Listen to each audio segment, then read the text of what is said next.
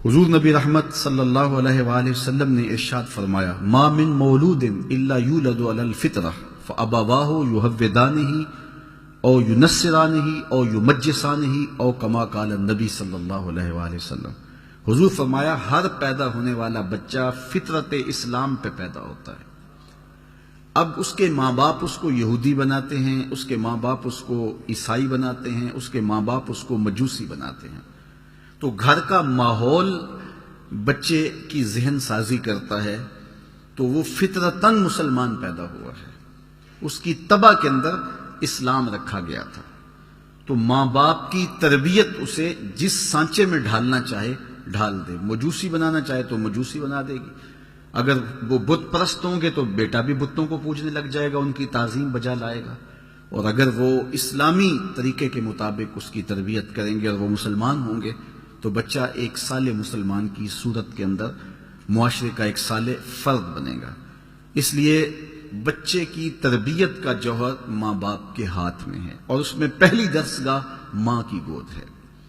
ماں سے بچہ سیکھتا ہے، یہ بات ذہن میں رکھیے گا کہ بچہ سن کر عمل کرنے سے زیادہ دیکھ کر کے نقل کرنے میں زیادہ دلچسپی لیتا ہے۔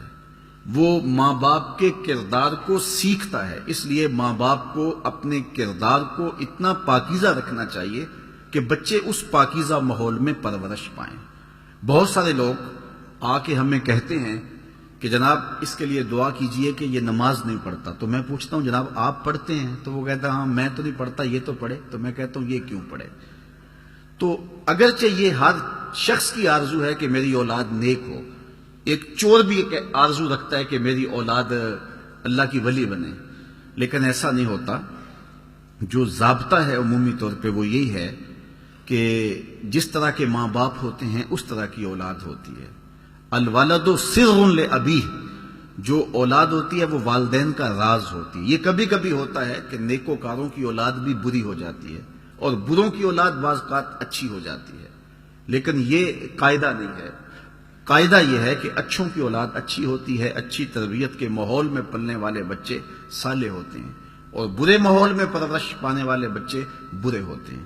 تو اس لیے اپنے گھر کا ماحول جب آپ اچھا بنائیں گے، فرمایا گیا گھروں کو قبرستان نہ بناؤ، چونکہ جب گھروں میں نماز پڑھو گے تو بچے تمہاری نقالی کریں گے۔ امام غزالی کا بھی قول میں نے آپ کے سامنے رکھا کہ ہر عمل پہلے ریا ہوتا ہے، پھر عادت بنتی ہے اور پھر عبادت بنتی ہے۔ تو ابتداءً وہ امام غزالی کے قول کے مطابق ریا ہے، وہ سجدے میں بھی ایک آنکھ سے دیکھیں گے کہ ماں باپ دیکھ رہے ہیں، اور اس کے بعد پھر آہستہ آہستہ عادت بن جائے گی، اور پھر آہستہ آہستہ وہ عبادت بن جائے گی۔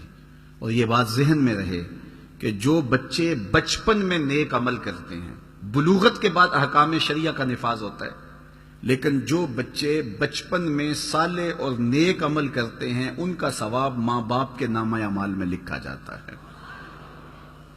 تو دوسری بات کہ اس عمر کی پختگی ساری زندگی ساتھ دیتی ہے۔ تو 7 سال کی عمر میں ہی بچوں کو نماز کی تلقین کی گئی، اور 10 سال کی عمر میں اگر وہ نماز نہ پڑھے تو ان کو سختی کرنے کا کہا گیا۔ ماں باپ اولاد کی صالح تربیت کے حوالے سے بنیادی نقطہ یہ سمجھیں کہ ان کو اگر رزق حلال کھلائیں گے تو پھر ان کی طبع میں خون میں صالحیت پیدا ہوگا۔ جب اولاد کو حرام کھلایا جائے گا تو اس کے اثرات بد ظاہر ہوں گے، اور آپ کی محنت کوشش کے باوجود بھی وہ سدھر نہیں پائیں گے، اس لیے کہ آپ نے ان کو لقمہ حلال نہیں کھلایا۔ تو اپنی اولاد کو رزق حلال کھلائیں، بلکہ انہیں مشکوک رزق سے بھی بچائیں۔ جس طرح ہم دیکھتے ہیں کہ جو ناقص غذا ہے ان کا معدہ خراب کر دیتی ہے، اسی طرح جو حرام غذا ہے ان کے باطن کو خراب کر دیتی ہے۔ اس لیے پاکیزہ اور صالح غذا کا ان کے لیے اہتمام کیا جائے۔